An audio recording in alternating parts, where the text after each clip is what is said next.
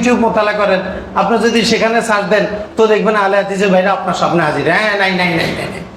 এখন 10টা চ্যানেল থেকে যখন নাই নাই বলা শুরু করে, আপনি বলেন বোধ হয় না। হাদিস এবং লামাজাবি সালাফি এটা একটা ফিতনা। আলে হাদিসদের সালাফিদের যত আক্রমণ সব হলো হানাফি মাযহাবের উপরে, শাফি মাযহাবের উপরে আক্রমণ নাই, হাম্বলি মাযহাবের উপর আক্রমণ নাই, তারপরে মালিকি মাযহাবের উপর আক্রমণ নাই, আক্রমণ সব হলো আবু হানিফা রহমতুল্লাহ আলাইহির মাযহাব হানাফি মাযহাবের উপর। কেন?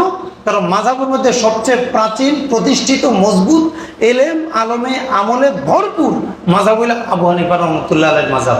এটাকে যদি নষ্ট করা যায় বাকি মাযহাবের নষ্ট করা লাগবে না, ওগুলো এমনি নষ্ট হয়ে যাবে। এই জন্য আবু হানিফা রহমতুল্লাহর বিরুদ্ধে তাদের এত বেশদগার, হানাফি মাযহাবের বিরুদ্ধে এত কথা। আমরা এখানে মানুষ সবাই একসাথে নামাজ পড়ি, ওনারা একটু ভিন্ন স্টাইলের নামাজ আমাদের সামনে পেশ করে দিবেন। আপনি আমিন জোরে বলেন, এটা তো শাফি মাযহাবের সুন্নত, এটা তো দোষের কিছু না, কিন্তু এখানে সবাই আসতে বলে, এজন্য আদব হলো আসতে বলা। এখানে সবাই নাভির নিচে হাত বাঁধে। এখানে হানাফি মাযহাবের ফিক ফতুয়া সহজে পাওয়া যায়, এতদিন তো হানাফি মাযহাব চলে আসছে। তো যেহেতু একটা মাযহাব চলে আসছে, এখানে তো নতুন একটা মাযহাব প্রতিষ্ঠা করার প্রয়োজন নেই, এখানে তো নতুন ফিতনা বাড়ানোরও তো প্রয়োজন নেই। কিন্তু সালাফি ভাইরা আলে হাদিস ভাইদেরকে দেখবেন তারা এক মসজিদে কোন একজন ওই কোন একজন আমিন জোরে বলে, এমন জোরে আমিন বলে যে সবার মনোযোগ কেড়ে নেয়। আমিন বোধ হয় যে এটা একটা পরিকল্পিত আমিন, ওটা হাদিসের আমিন না, এটা একটা রাজনৈতিক আমিনের মতো। এখানে দাওয়াত দিতেছে, আমি আলে হাদিস তোমাদের মসজিদে কিন্তু চলে আসছি। এখন আপনি যখন আমিন জোরে বলেন, আমরা যারা নামাজ পড়াই আর সূরা ফাতিহার পরে কেরাত কোনটা পড়বো, ওই আমিনের প্রতি মনোযোগ যাওয়ার কারণে সব আমাদের এখানে কিছু বিঘ্ন ঘটে, ব্যাঘাত ঘটে। এখানে সবাই আসতে বলে, আপনি আসতে বলে, আপনি যদি জোরে বলতে চান জোরে, তাহলে আপনি সব শাফি মাযহাব মানেন, শাফি মাযহাবের সব মাসালা আপনি আয়ত্ত করেন, অসুবিধা নেই। কিন্তু আপনি একটা হানাফি, একটা শাফি, একটা মালিকি, একটা হাম্বলি, এইভাবে তো আসলে মাযহাব মানা যায় না। আপনি যদি একদিন খান এলোপাতি, একদিন খান হোমিওপ্যাথি, একদিন খান কবিরাজি, আরেকদিন খান বনানে, আরেকদিন খান হামদর্দ, আপনার রোগ কি জীবনে ভালো হবে? না, একটা খাইতে হবে। আপনি হামদর্দ খেলে হামদর্দ খান, হোমিও খাইলে হোমিও খান, এলোপাতি খাইলে এলোপাতি খান। একদিন একটা, এটা কেন করেন? এটা তো আপনি করলে যেমন রোগ ভালো হয় না, এভাবে দিনও মানা যায় না, দিন এভাবে মানা যায় না। এই জন্য আলে হাদিস এবং লামাজাবি সালাফি এটা একটা ফিতনা, এটা একটা নতুন একটা ফিতনা আমাদের জন্য।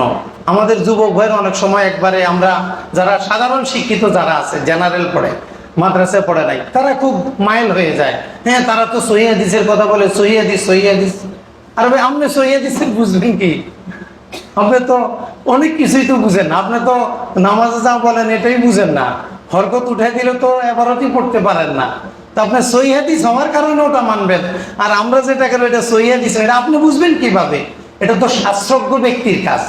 এখন আপনার রোগ হলে ঠিক মতো কিন্তু ডাক্তারের কাছে যান, আপনি কিন্তু এর থেকে ওষুধ খান না। ঘর বাড়ি বানাইলে ঠিক মতো কিন্তু ইঞ্জিনিয়ারের কাছে যান, আপনি কিন্তু কি নিজে গবেষণা করে ঘর বাড়ির রড সিমেন্ট ঢালা এগুলা কিন্তু ঠিক করেন না। এখন পার্থিব ক্ষতি থেকে বাঁচার জন্য আপনি শাস্ত্রজ্ঞের কাছে যেতে পারেন, তাইলে ইমান আমলের ক্ষতি থেকে বাঁচার জন্য আপনি মাযহাব মানতে অসুবিধাটা কোথায়? মাযহাব তো কোরআন দ্বারা সাব্যস্ত, সুন্নাহ দ্বারা সাব্যস্ত। এটা তো সাহাবায়ে কেরামরা নিজেরাই মাযহাব মেনে আসছেন, এক এক সাহাবীর মাযহাব মেনেছেন। যে সকল সাহাবী মক্কায় থাকতেন তারা আব্দুল্লাহ ইবনে আব্বাস রাদিয়াল্লাহু তাআলা মাযহাব মেনে চলতেন। যে সকল সাহাবী মদিনায় ছিলেন তারা হযরত যায়েদ বিন সাবিত রাদিয়াল্লাহু তাআলা আনহুর মাযহাব মানতেন। যারা ইরাকে ছিলেন তারা ইবনে মাসউদ রাদিয়াল্লাহু তাআলার মাযহাব মানতেন। যারা ইয়েমেনে ছিলেন তারা মুআয বিন জাবাল রাদিয়াল্লাহু তাআলার মাযহাব মেনে চলতেন। সাহাবায়ে কেরামের মধ্যে তো ব্যক্তি তাকলিদ, যেটা ব্যক্তির তাকলিদে শখসি একটা মাযহাব মানার অভ্যাস, রেওয়াজ, সুন্নত, এটা সাহাবায়ে কেরাম করে গেছেন। এখন আমাদেরকে বলা হচ্ছে এটা নতুন না, আমরা নতুন না, বরং এক মাযহাব না মানার প্রবণতা, এটা হইল নতুন। মাযহাব মানে কি? ঠিক আছে, তাহলে হানাফি মাযহাবটা আসছে কোন সাহাবী থেকে? আব্দুল্লাহ ইবনে মাসউদ রাদিয়াল্লাহু তাআলা আনহু থেকে। তাহলে আমাদের মাযহাবের ভিত্তি আছে না নাই? আছে। এখন আপনি যদি ইউটিউব মোতালা করেন, আপনি যদি সেখানে সার্চ দেন তো দেখবেন আলে হাদিসের ভাইরা আপনার সামনে হাজির। হ্যাঁ, নাই নাই নাই নাই। এখন 10টা চ্যানেল থেকে যখন নাই নাই বলা শুরু করে, আপনি বলেন বোধ হয় নাই, এতজনে যেহেতু কয়। এখন এইটাই যদি হয় মানদণ্ড, তাইলে তো আপনি আর কখনো হক খুঁজে পাবেন না। এই জন্য হানাফি মাযহাব এটা আসছে আব্দুল্লাহ ইবনে মাসউদ রাদিয়াল্লাহু তাআলা আনহু থেকে।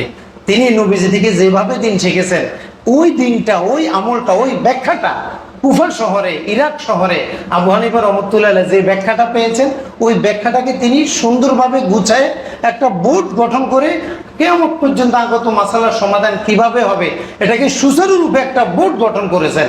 তাহলে হানাফি মাযহাব মানে আবু হানিফার মত না, হানাফি মাযহাব মানে আবু হানিফা রহমতুল্লাহ কর্তৃক সংকলিত যে বোর্ড, ওই গঠিত বোর্ডের সিদ্ধান্ত। ওনার 40 জন ইমাম ছিল। ইমাম আবু হানিফা রহমতুল্লাহের বোর্ডে ইমাম ছিল কতজন? 40 জন মুস্তাহিদ ইমাম ছিলেন। এই মুস্তাহিদ ইমামরা বসে গবেষণা করে কোরআন সুন্নাহর সব কিছু সামনে রেখে তারপরে তার একটা মাসালা, একটা সিদ্ধান্ত দিতেন। তাহলে হানাফি মাযহাব কি আবু হানিফা রহমতুল্লাহ একার মাযহাব নাকি একটা বোর্ডের মাযহাব? একটা বোর্ডের সিদ্ধান্ত। যেমন মনে করেন আমাদের দেশে যে স্কুল মাদ্রাসা, স্কুলে যে বইগুলো পড়ানো হয়, মাদ্রাসায় যে জেনারেল বই পড়ানো হয়, এটা হচ্ছে এনসিটিভির বই, ন্যাশনাল কারিকুলাম বোর্ড। একটা বোর্ড আছে, বোর্ড এটা গঠন করে, সেখানে একজনে বই লেখে, অনেকগুলো মানুষ বসে এটাকে সম্পাদনা করে যে ঠিক আছে কিনা, সব ঠিক আছে কিনা, ওনাদের মত মতো হলে এরপর ওরা বইটা প্রকাশ করে। আমাদের যে প্রত্যেকটা যে আমাদের যে 4টা মাযহাব, শাফি, মালিকি, হাম্বলি, হানাফি, প্রত্যেকটা মাযহাব মানি ওই ইমামের মাযহাব না। মাযহাব মানি হলো ওই ইমাম কর্তৃক গঠিত বোর্ডের সিদ্ধান্ত। অতএব মাযহাব মানি এককের সিদ্ধান্ত না। মাযহাব মানি কি একজনের সিদ্ধান্ত না একটা বোর্ডের সিদ্ধান্ত? বোর্ডের সিদ্ধান্ত।